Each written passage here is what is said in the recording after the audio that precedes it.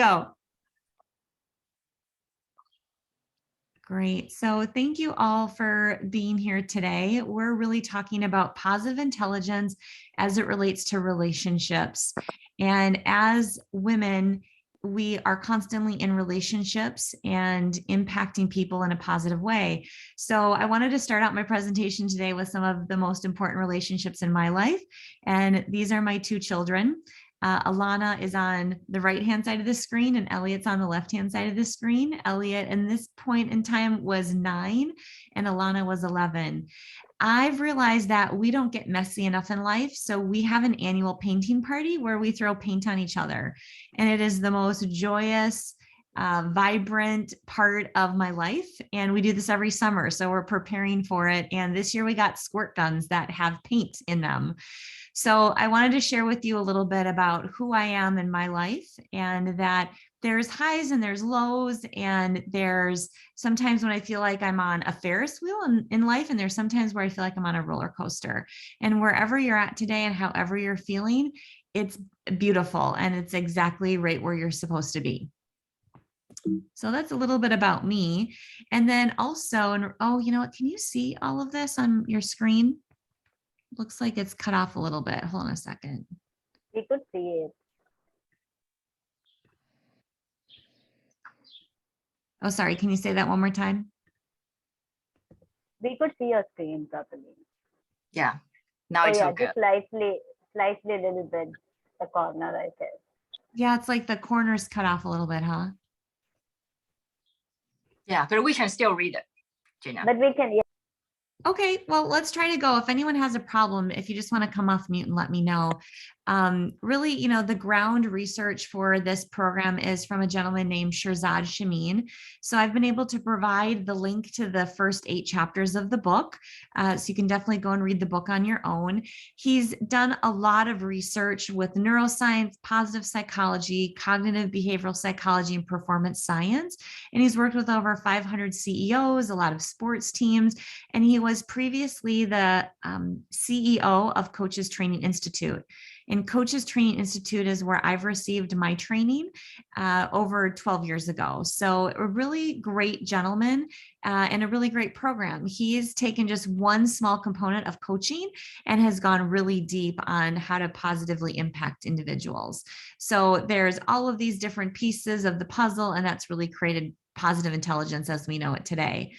So positive intelligence is really your capacity to respond to challenges with positivity rather than a negative mindset. And we have 3 areas where it's going to have an impact. It's going to have an impact on peak performance, healthy relationships, peace of mind, and wellness. And today we're going to focus on the healthier relationships, whether that's work, home, family, coworkers. And the research here is that there's 3 core muscles that's at the root of positive intelligence, much like there's 3 core colors of red, blue, and yellow to make a whole host of other colors. So the pieces of downloading the mental operating system of positive intelligence is that we're going to have the Saboteur interceptor, and that's really taking self-command and getting out of this hippocampus area of the fight, flight, freeze, and moving it more into our prefrontal cortex, which is the sage element. And then we're going to be able to interrupt what's happening and having self-command over the saboteurs so that we can really focus more on these sage qualities. So we'll talk about both. We'll talk about the saboteur and the sage today. So here's the really mind-blowing moment that I had when I went through the program is that you all of us already know so much information, and that's what I would call our insights. However, we tend to flip this model. We tend to want insight after insight after insight. And what I want to do today is give you all permission to stop learning almost and really go deep onto who you are and really practice on that mental muscle. So whatever insights you've had up until this point, or even the insight through this presentation, I really want you to start to digest it and say, how am I leveraging all of those insights that I've gained up until this point? So it's really building that mental muscle and really focusing a majority of our time on building that mental muscle.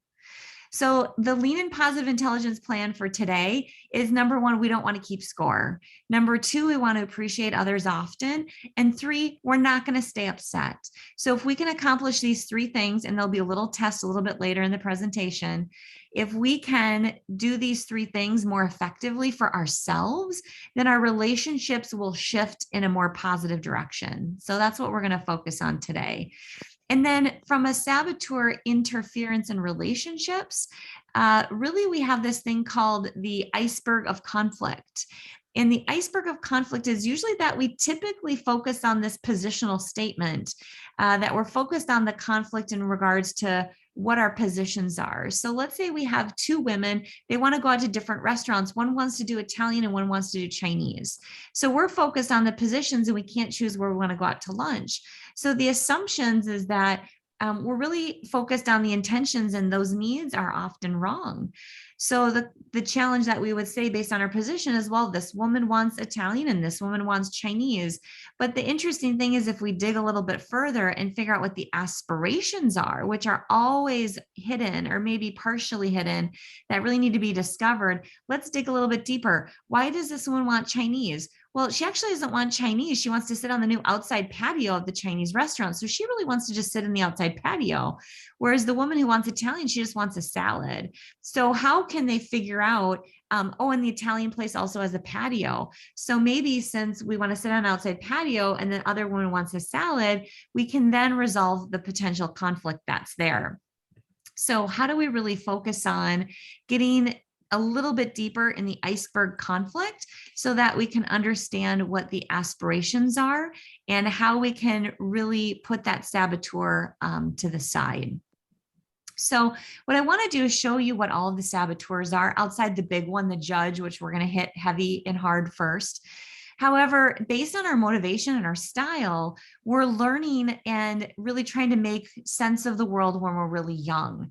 So the interesting thing is, a lot of people talk about change and how we need to change. We don't need to change. I'm going to give you permission to never change again. What I want to give you permission is to remember who you are. So based on your motivation and your style, you're going to maybe assert yourself in a certain way, or maybe security is really important to you. And depending on what your motivation or styles are, these saboteurs can come up. So I'm going to give you a highlight of all these saboteurs within the next couple of pages. However, there's also two assessments that I would love for you to take. Some of you have taken them, which is awesome. So we can dig a little bit deeper after the LinkedIn or the LeanIn call. So this particular person had high controller and high avoider. I was kind of surprised at how high my avoider was, although this is not my results.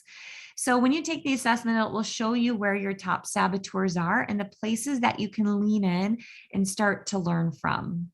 So what I want to do first is go through the judge. The judge is constantly fueling our conflict in relationships because we're making a whole lot of assumptions about the other person's intentions. And often these assumptions are false, which is why I started with the iceberg of conflict. And what happens is usually it also pulls up the defensiveness in the other person.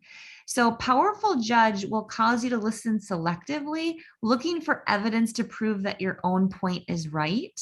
So again, this is why we're going to not keep score, because when we keep score, we actually diminish the power of your judge, and you're not allowing to drudge up the past when you're in conflict. So again, don't keep score. Oh, and you know what? I love PowerPoint because this is giving me all of my stuff in different orders. So we're going to roll with it, right? So the first saboteur that we're going to go into then is the avoider. So the avoider looks like someone who might sugarcoat and soften a message. So the point of the other doesn't understand the severity of the problem, or the avoider is going to hope that the conflict goes away and convince you that it's not important. Any avoider tendencies in our group? Does this resonate with anyone, that you're going to hope the conflict goes away? Yeah, a little bit. And then the controller, here's what the controller does. The controller tends to intimidate others in conflicts and shuts others down and causes them to feel that you're inflexible and you're only committed to your way. Well, you all know that I'm a controller, right? So that is one that really resonates with me a lot. And then also the pleaser encourages you to accommodate others in the conflict. And it also will then potentially reside in resentment, where you're feeling like you're taken advantage of because you're constantly looking at that other person, trying to please the other person, instead of saying, no, I actually really want Chinese and I really want to go to a patio. And this is what's really important to me, versus, talking about those aspirations and why they're important instead of deferring to the other person. So any pleasers in the room at all? Yeah, great. And then we go to the hyperachiever, which is also one of my saboteurs. The hyperachiever can be too goal focused, causing us to miss out on the relationships that we want to build.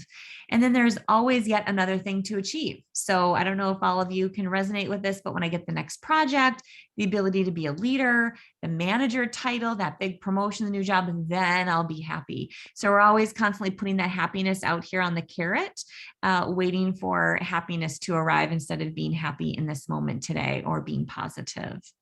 Any other hyperachievers in the room? Okay, good. Thank you for your vulnerability. And then we have the victim. So you might spend too much time venting or dwelling on the wrong in the work environment, or others might lose their patience around you and not want to communicate with you because you're constantly showing up as the victim. And then we also have the restless, which is honestly the biggest saboteur in American society. Similar to the avoider, the restless causes you to avoid dealing with the pain and the drama of conflict, even though we need to step into that so that we can have a happy life. We might choose to shift your focus on more exciting or pleasant things instead of resolving the concern. So it's almost that toxic positivity. Any restless people in the room? Yeah. Okay. So what's really interesting is we want to shift away from those saboteurs. We'll always have the saboteurs present in our life. We just want to minimize their volume and their voice. So what we want to do is go into those sage powers, and I want to share what the 5 sage powers are with you: empathy, curiosity, creativity, laser focused action, innovation, and exploration. So as we move into these places, we'll really be able to shift away and minimize that saboteur, really strong voice in our head.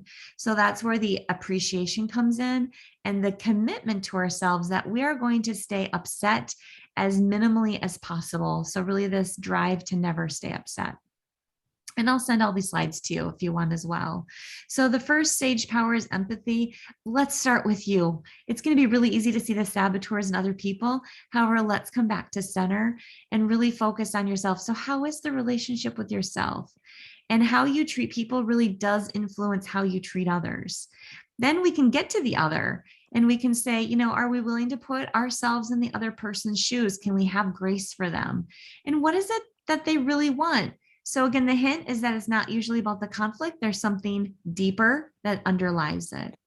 And then we can have empathy for our circumstances. So bad things happen to good people. Yep. And so do good things. So really, it's like that self-fulfilling prophecy of what we want and what we pay attention to can really manifest. And everything can be turned into a gift. It can be turned into a gift of knowledge, of power, or inspiration. So then we'll go to the sage power of explore, and we won't go through all of them today just due to the time constraints. However, explore was one of the challenges of the sage that I didn't really understand, and I wasn't diving into it. So I wanted to share it with you today. So become a fascinated anthropologist. What's really going on here? Take the time to dive in, to really pick apart every single detail so that you can look at it really intently. Or maybe what else can I appreciate about my coworker, my leader, my husband, my wife, my child? How can there be additional appreciation, or to put appreciation first and then let everything else come from that? And then how would they know that I care? How would that look like for them if you're really giving them a lot of care, a lot of gratitude, a lot of grace? And then what does the relationship need versus the task at hand? So I have a really great story here with Elliot. He was sick and I needed to get him some amoxicillin, some antibiotics in his system, and he refused. And I said, sweetheart, do you want to get better? Yes. Do you like being sick? No. Okay, then mommy needs to get this medicine in you. How can mommy get this medicine in you? And he's like, well, Mary Poppins says a spoonful of sugar helps the medicine go down. And I was like, yep, you're right. She does. So do you need some? I hear what you're saying. You need some sugar. He's like, yeah. I was like, okay, great. I have Tic Tacs and I have gummy bears. What do you want? Tic Tacs. Okay, great. And what does this look like? Do you need a Tic Tac before or after? He's like, I need a Tic Tac before and after. Awesome. Tic Tac, medicine, Tic Tac. We're done. The task was accomplished. And I put the relationship first. Very important learning lesson for me. And then we have the sage power of innovate. So what are all the ways that you want to take your work relationship or your spouse relationship or your child relationship to the next level? So what if upping? It seems like we tend to what if all the negative stuff. So let's what if from a positive perspective, what would that look like? Yes. And so someone is always 10% right. I am maybe 90% right. However, the women in this room could also be 10% right. So I'm going to say yes and instead of the but. The but cuts everything down. What if your mom said, I love you, but if your hair was longer, I'd love you more? That's not going to feel very good, right? So let's say yes and. And again, what does a level 10 relationship look like? If you're at a level 8 relationship, right now, what does that other person need to have it be level 10? Let's ask that other person the question of what does it look like to have a level 10 relationship? And then surprise and delight people. Let me tell you, when someone this morning texted me to say, I hope your presentation goes well today, surprise and delighted me. So it's those little things. And then how can we deepen our work relationships or our parent relationships or our child relationships? And then what more can you do? So here is the LeanIn positive intelligence plan. What's the score? We're not going to keep score, so it doesn't matter, right? The judge is no longer going to have a seat at the table. We're not going to keep score. And then the second one, we're going to say thank you. We're going to acknowledge people. We're going to appreciate them. And that will get us closer to positive intelligence. And the third one is what? Don't be upset. Don't let those negative emotions rule. If you're negative, self-command, come back into here and say, I don't need to be negative. What's another emotion that I can feel? So with that, we're going to activate our learning. We are going to stop feeling negative emotions. If you feel the negative emotions or the saboteur is creeping in, acknowledge it. What I like to do is tell people to pull that negative thought, put it on a shelf and say, thank you. Give appreciation and gratitude to the negative place that you're in and shift. The second one is assume the sage perspective that every problem can be converted into a gift and opportunity. You're going to generate that gift by using sage powers, empathy, curiosity, creativity, calm, clear-headed action, whatever you need. And then what's the one action you can take today? What's the one action you can take today? So here's all of my personal information. I just started a company, as I was sharing with you, called People Possibility. We're really focusing on how each individual can impact the work environment in a better, new, different way by honoring the whole person. So if you want to learn more, reach out. Okay, so I'm going to stop sharing and stop the recording.